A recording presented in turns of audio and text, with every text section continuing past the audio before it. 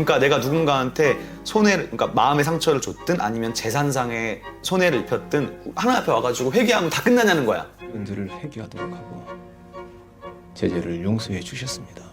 성경적이지 않다는 거죠.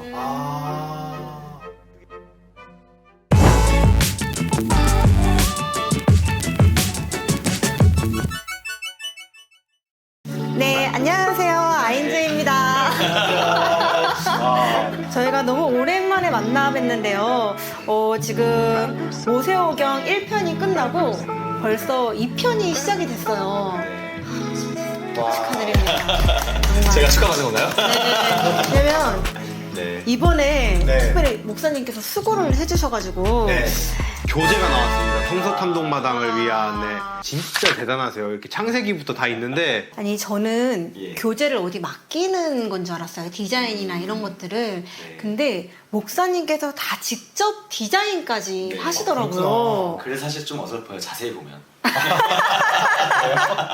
비블리컬 스터디예요. 바이블 스터디는 단순한 성경 공부라면 네. 비블리컬이라는 말은 성서학적인 성경 공부라는 거죠. 아, 다르구나. 네, 그래서 바이블 스터디와 비블리컬이라는 말은 조금 차이가 있는데요. 그래서 그런 것들을 좀 더 잘 녹여내려고 이제. 저희가 이번에 시작된 레위기를 조금 네. 어떻게 흘러가는지 살펴보면 좋을 것 같은데요. 일단 레위기에 대해서 간략하게 조금 소개를 해주실 수 있을까요? 아, 레위기요? 레위기를 간략하게 말하기는 사실 상당히 어렵죠. 레위기는 일단은 모세오경의 문학적 측면에서 봤을 때 중심에 있는 책입니다. 그러니까 창세기, 출애굽기, 레위기, 민수기, 신명기의 가운데 있는 책이잖아요. 모세오경의 순서도 왜 이렇게 배열되어 있는가도 하나의 의미가 될 수 있는 거죠. 그런 차원에서 창세기와 신명기가 바깥에 있잖아요. 네. 가장 바깥에 있어서 거기에 대칭되는 내용들이 있죠. 바깥에 창세기가 있고 신명기가 있고 그 다음에 그 위에 한 칸 올라가면 출애굽기와 민수기가 있고 중심에 레위기가 있다는 거죠. 그렇게. 그래서 레위기가 굉장히 중요한 책이라고도 볼 수 있죠. 저도 지금 레위기가 10장 정도까지 저희가 진행을 그렇죠. 했잖아요. 네네. 근데 생각보다 왜 지루하다라고 생각했었지? 전혀 재밌더라고요. 그래요? 네. 감사하네요.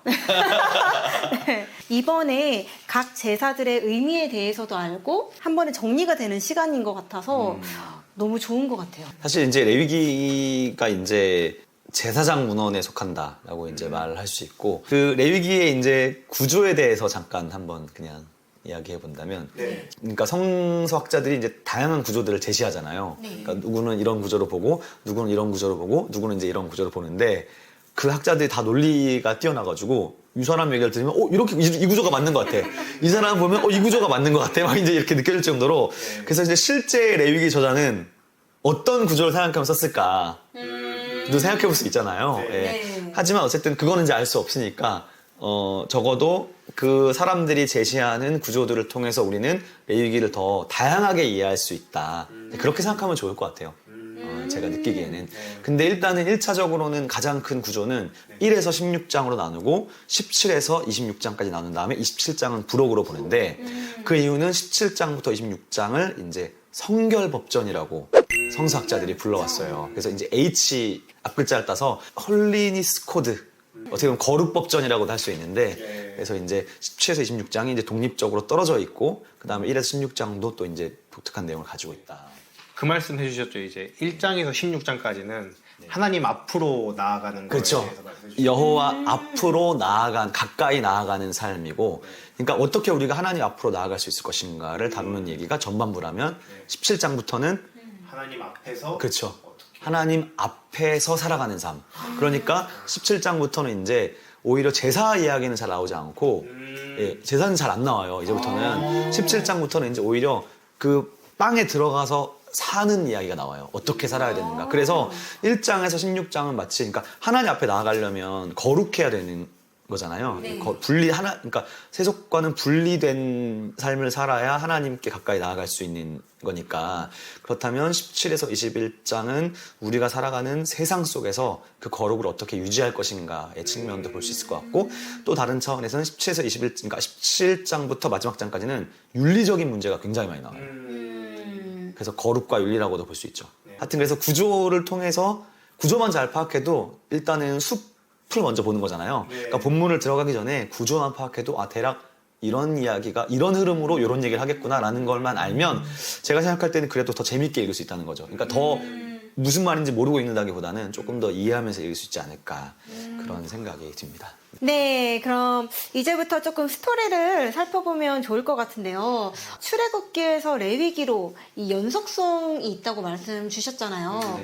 어떻게 좀 연결이 되는 걸까요? 출애굽기 40장 마지막 내용이 그거잖아요. 성막을 완공하고 예, 그리고 이제 완공식을 했더니 엄청난 하나님의 영광이 확 거기에 임해가지고 그래서 모세도 그 누구도 성막에 들어갈 수가 없었다는 거예요. 그러니까 성막의 중요한 신학적 기능은 하늘에 계신 하나님께서 이스라엘이 살고 있는 공동체에 임재하셔서 오신 건데 오셔서 이제 함께 하시게 된 사건인데 그런데 거기에 들어갈 수가 없었던 거예요. 그렇게 끝나는 거죠. 그러면 레위기는 뭐냐?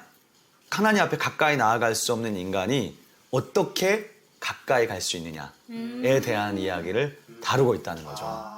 그래서 그때 네. 레위기의 제목이 카라, 그가 불렀다라는 그렇죠. 의미가 있다고 맞아요. 네, 예. 연결이 되는 예, 거예요. 그래서 하나님이 부르셨고, 그죠. 그리고 나서 그 1장 2절, 1절, 2절을 보면 혹시 한번 읽어주겠어요? 1장 2절. 이스라엘 자손에게 말하여 이르라 너희 중에 누구든지 여호와께 예물을 드리려거든 가축 중에서 소나 양으로 예물을 드릴지니라. 네, 요게 이제 약간 한글에서는 잘 드러나지 않는데, 근데 이제 예, 히브리어로 보면 거기 동사 안에 카라브라는 말이 4번이나 나와요.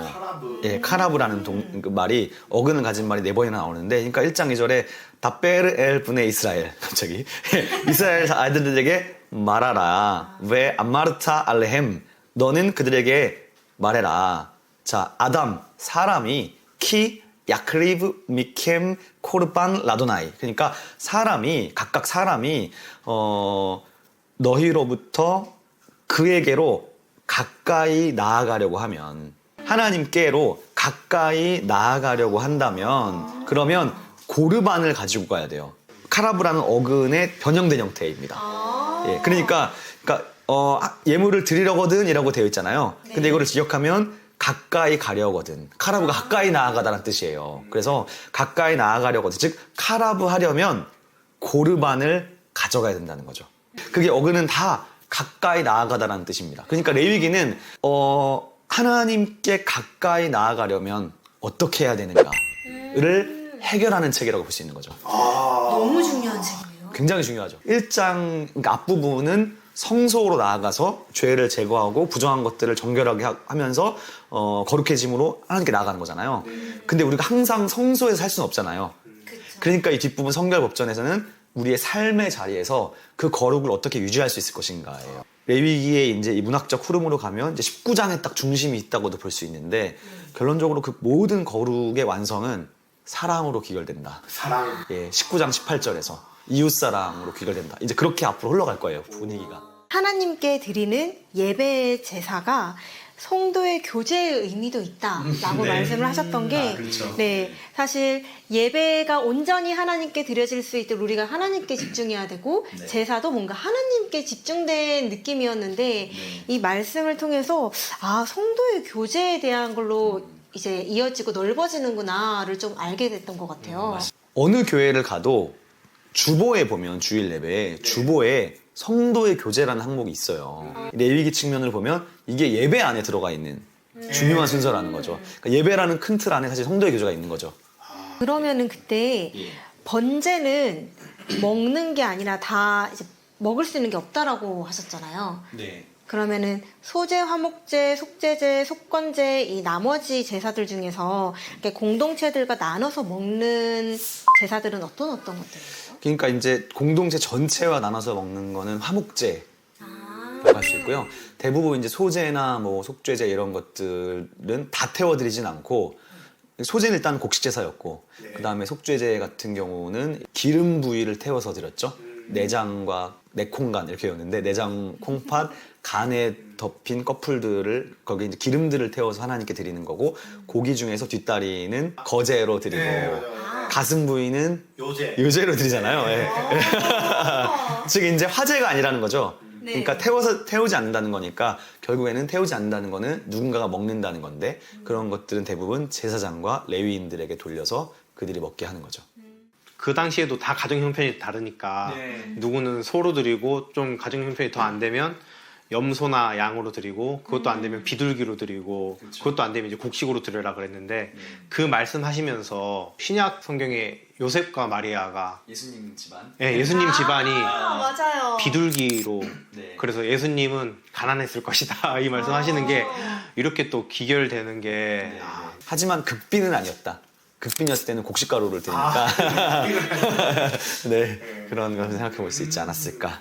동물을 또 우리의 죄를 좀 대속하는 느낌으로 이렇게 또 제물로 드리게 되는데 이 동물에게 안수하는 의미가 좀 여러 가지 있는 것 같더라고요. 맞아. 네. 죄의 이동으로 볼 것이냐 안수를 아니면 이제 몇 가지의 이제 의미들이 있죠. 안수를 했으면 이 안수가 그 짐승이 내 거다라는 표시로 하는 거니까 소유물을 나타내는 거냐라고도 이제 생각해 볼 수 있고 또 하나가 이제 이 재물 즉 이 동물을 나와 동일시하는 거라는 거죠. 그래서 나와 동일시함으로 인해서 대속의 의미가 일어날 수 있는 거죠. 저희 배상제사도 있었는데 그렇죠. 이게 거의 120%를 배상해야 되는 그렇죠. 네. 성경의 표현에 따르면 이제 5분의 1을 더하는 거고 그게 대략적 120%니까.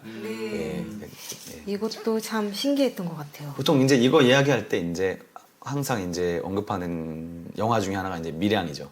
감옥에 갇혀 있는데 그다음 전도연이 찾아가죠. 송강호였나요? 송강호 찾아가나요? 찾아가서 이제 자기는 이제 그 자기에 대해서 그렇게 죄를 지은 악한 행동을 한 사람인데 그 사람은 벌써 나는 하나님한테 회개했으니까 하나님께 회개했으니까 난 됐다라고 자유함을 얻은 거예요. 그 죄인이.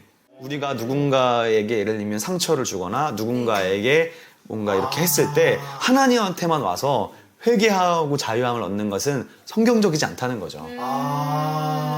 그게 이제 배상제사의 핵심이에요.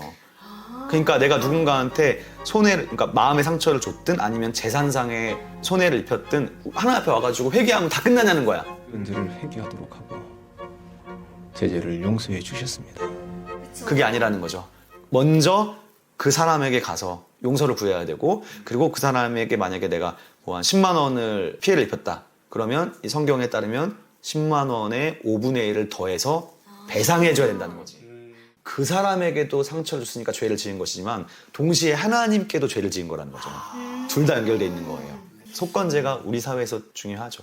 뭐 이번 기회에 듣지 못하셨던 분들도 조금 더 레위기에 대해서 관심을 갖고 또 집중해서 읽어보시면 좋을 것 같고 또 기회가 된다면 다음 또 레위기 수업 때 여러분들도 탐독 마당을 통해서 알아가보면 좋을 것 같아요.